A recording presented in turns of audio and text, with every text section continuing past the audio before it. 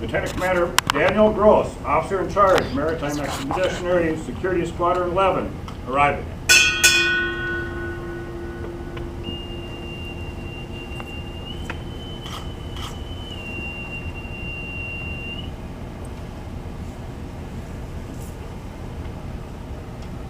Please remain standing for the playing of the national anthem, followed by the invocation.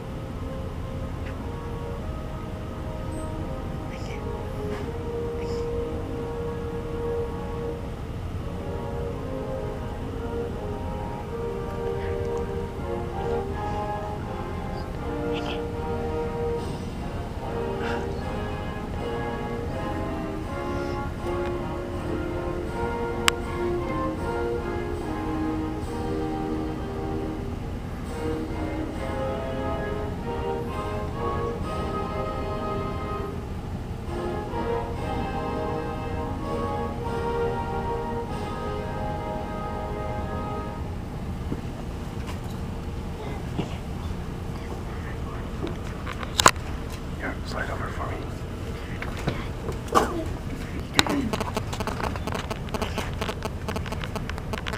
Let us pray.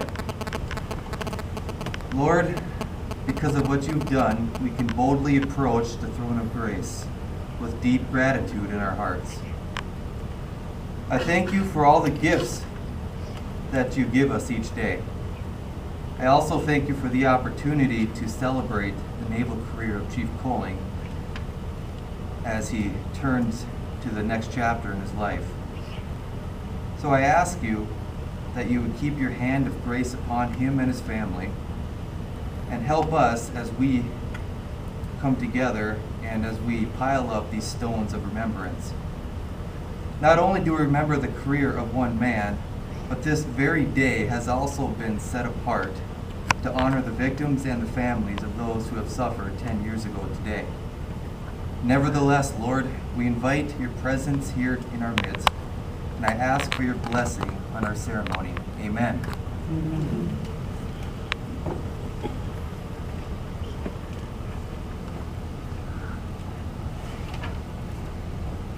Please be seated. Side boys.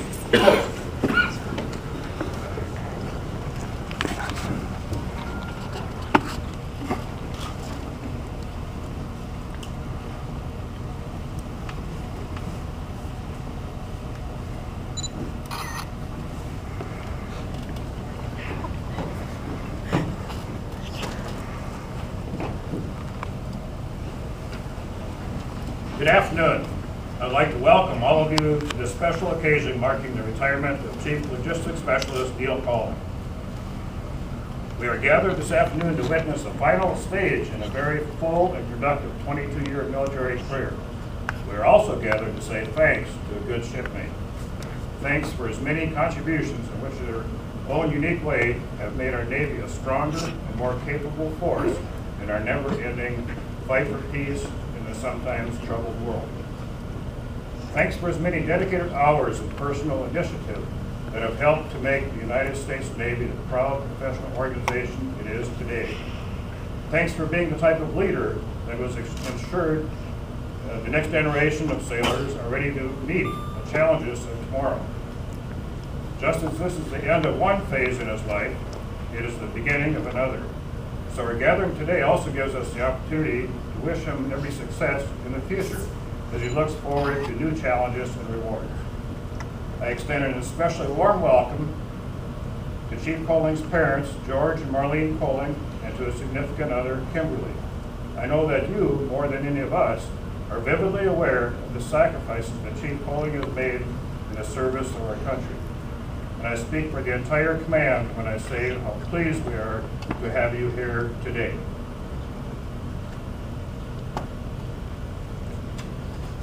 LCS Neil Colling, son of George and Marlene Colling, enlisted in the Navy and departed for boot camp 13 days after graduating from high school from Dawson County High School in Glendive, Montana, entering the naval service on June 6, 1988. He completed boot camp, Machinist Mate A School, Machinist Mate 6 FLYO schools at Great Lakes Naval Station.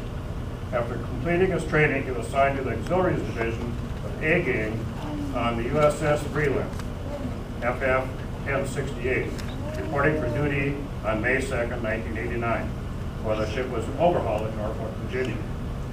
During the course of his 2.5 years aboard Breland, he then MM3 and eventually MM2 callings to main space watches and worked on the auxiliary machinery equipment and learned his rating.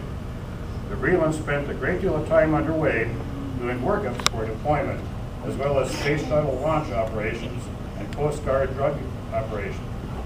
The Breland was called to blockade the Panama Canal during the extradition to Manuel Noriega in December of '89 and was deployed for Operation Desert Storm and Desert Shield. After the Gulf War, the ship was assigned Maritime Interdiction Force operations, inspecting cargo of vessels bound for Iraq and Iraq's ports. In October of 1991, MM2's Colling detached from the USS Breland to attend Navy Cryogenic Plant Technician course at St. Julian's Creek Annex, Portsmouth, Virginia, graduating a highly sought-after school as an honored graduate. He then went on to his gain in command the USS John F. Kennedy, CV-67. The Kennedy deployed to the Mediterranean Sea in 1993 in support of NATO operations in Bosnia. Following his tour aboard the Kennedy, MM2 Colling was assigned to shore duty at Naval Air Station Pensacola, Florida, where he worked as the LOX farm, providing services to the training air wings. He was advanced to Machinist Mate First Class in June of 1996 and completed his tour and was honorably discharged from active duty on March 28, 1998.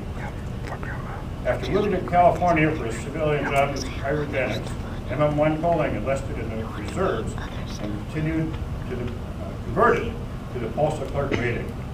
He drilled with the postal unit attached to Navy Supply Support Battalion 1 out of Travis Air Force Base and was involved in the preparation, palletizing, and shipping of over 1 million pounds of aid supplies to the refugees of Kosovo. After moving to Connecticut, PC-1 Colling transferred to a freight terminal company attached to NSSB-2. In 2003, PC-1 Colling mobilized to Bahrain in support of Operation Iraqi Freedom. In 2005, he was selected to be the leading petty officer of the unit, and in 2006 was asked to dual head as Battalion Operations leading petty officer as well.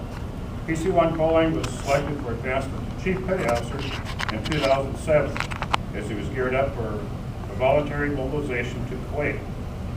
He was hand-selected to be the Group Operations Chief and was responsible for the reporting of all group activities and supervised and directed special missions.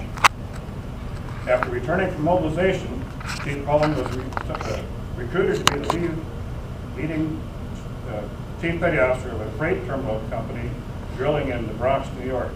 2 months after affiliating with the unit, he was again called upon to dual head, this time as acting officer in charge and leading Chief Petty Officer.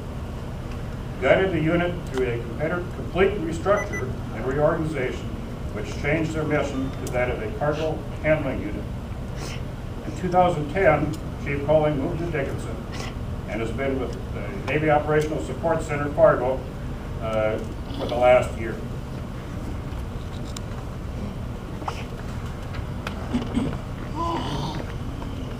It gives me great pleasure to introduce our first guest speaker, Chief Bowman, who will read a letter sent by Chief Colling's longtime friend, mentor, and fellow Chief, Senior Chief Paul Meiser.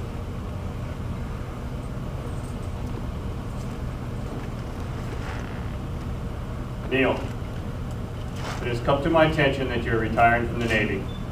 Although I cannot make the trip out there to speak in person, I wanted the opportunity to say a few words at your retirement ceremony.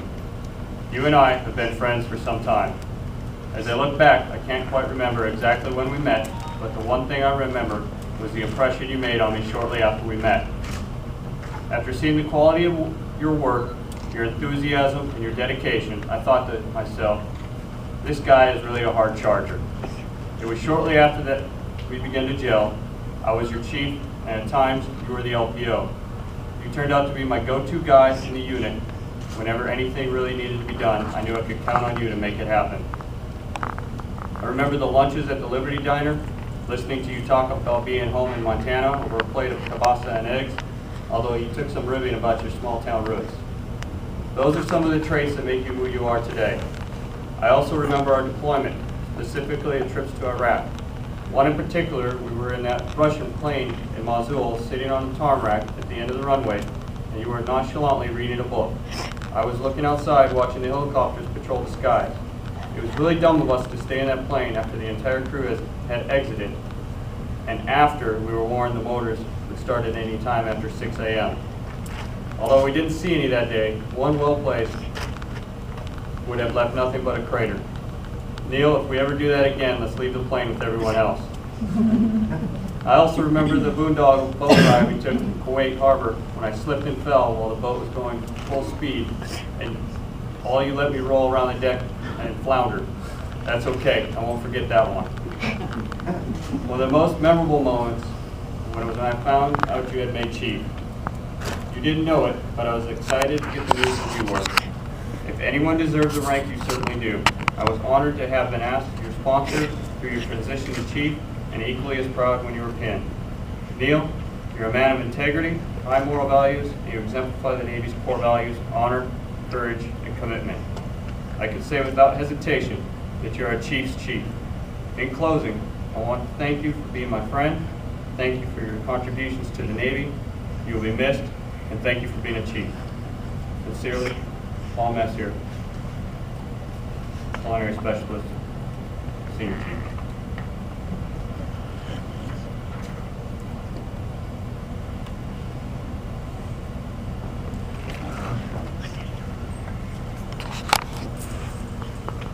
Thank you, Chief Bowman.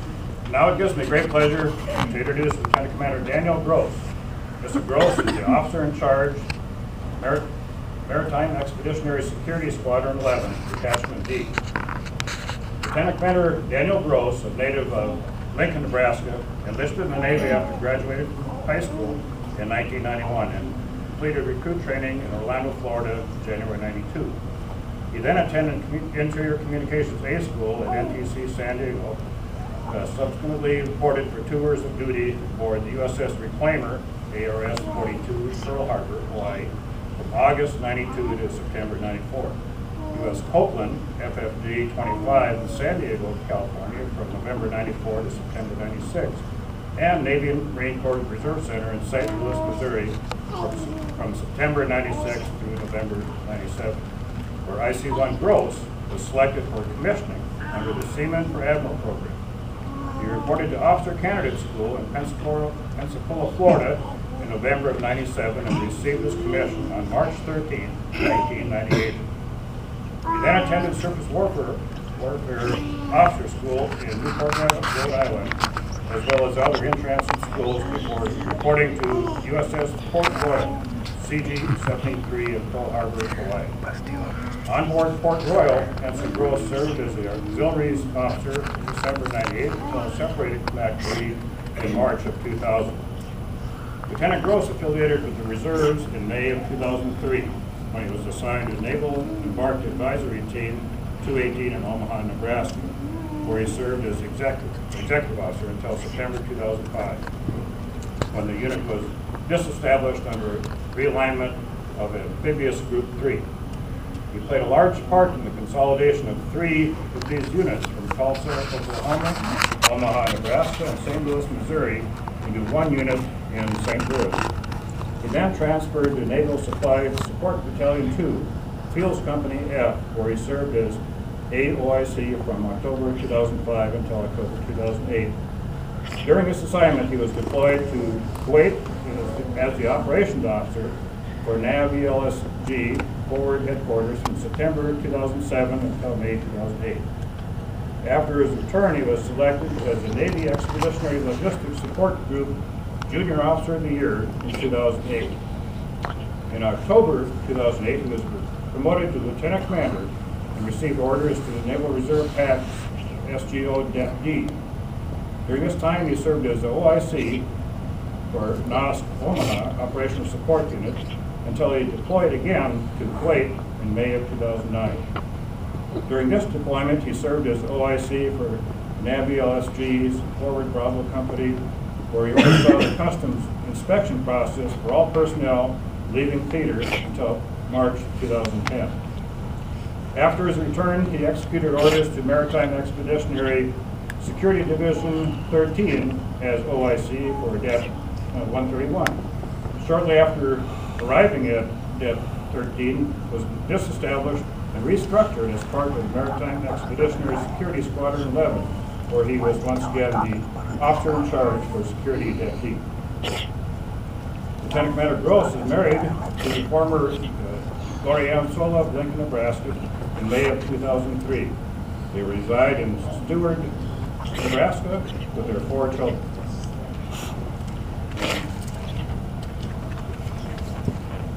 Please help me welcome Lieutenant Commander Gross.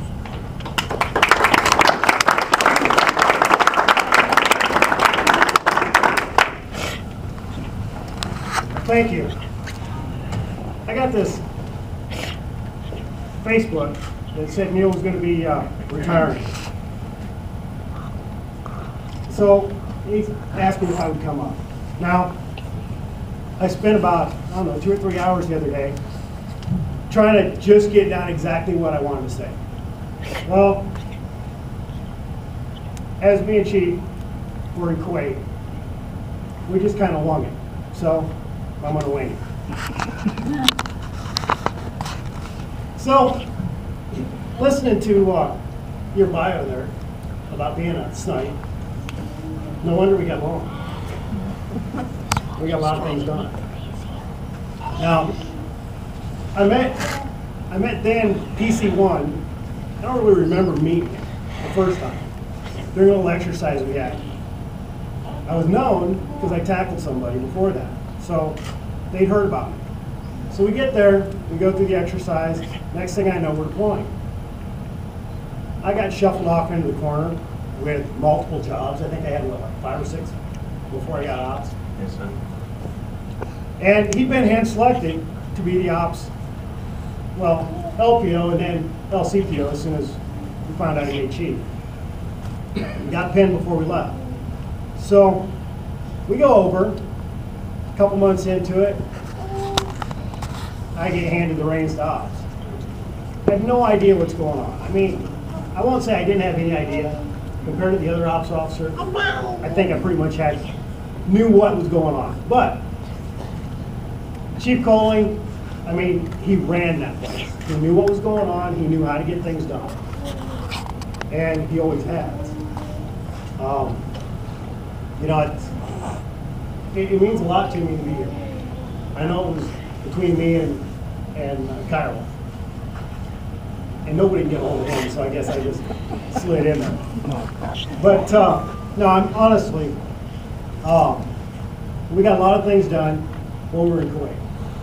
And as I got here last night, about 2,300 last night, rolled in on the bike, and we sat down and cracked a few beers.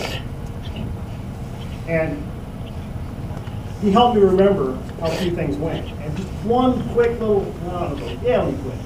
little story that got me beat up, thanks to Chief. For those who have been deployed with the Army, a frago is a fragmentation order, which they tell you to go somewhere, but before they do it, they get permission from you that you're going to do it. So we had now Commander Kyle, which was his first choice.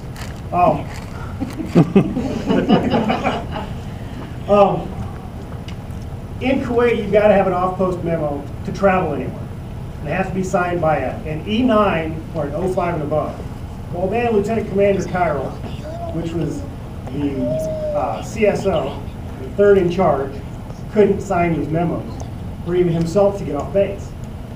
So somebody was bored and decided it would be funny to write a Frago to make sure that Lieutenant Commander Kyril had to sign all kinds of on-post travel memos. And he came up with, I don't know, 150? And after Kyril thought about it for a day and stewed, and the group commander was in on it too, because of course somebody went and talked to him, Kyril corners Chief and says, "Is this for real?" And he fessed up and said, "No, you don't have to sign it." Shortly after that, the Admiral shows up, 2-star. Among my duties, I was the DB coordinator, so I had to come up with her trip and how she was going to get around and stuff in theater. The group commander at the time had decided that we had a chain of command for the port group and for the customs. And they said, "I don't like either one of those. We're going to fire both of them, and we're going to be one unit." And again, looked at myself and Chief and said, "Make this all work together. And by the way, you're coming with me, with the Admiral, and we're going to Bahrain." So I left everything on Chief's desk and said, "Just get through it. I don't care what it looks like when I get back. We'll fix it afterwards. Just suck it up and get through it." He writes this Frago that he's known for. It says, "Any gold or jewelry purchased in theater has been linked to funding Al-Qaeda terrorist cells." We look at it at that point and laugh. You know, it's not something to laugh at, but when you're sitting there in the desert, you come up with things. Sailors will come up with things no matter where they're at to keep themselves entertained. And I'm sure it's that. So we get to Bahrain. I break the news to the Admiral over a beer at the pool. Little did the other two with her, a lieutenant and a lieutenant commander, know that this joke was coming. The Admiral did, but they didn't. So I hand this sheet to the Admiral. She reads it, and she's like, "Oh my, I can't believe this." And she grabs her bracelet that she just purchased the day before and hands it to me. The public affairs officer, this lieutenant, looks at her and says, "Ma'am, what's going on?" "Well, here." So she reads it. But what's this mean? She's a public affairs officer. She really doesn't know what message traffic is or what that stuff's going, what is meant by it. So she reads it. As she's reading it, she's shaking, going, "Well, I already spent my money. They've already got the money. It's okay." And I have to explain to her it's like buying stolen merchandise.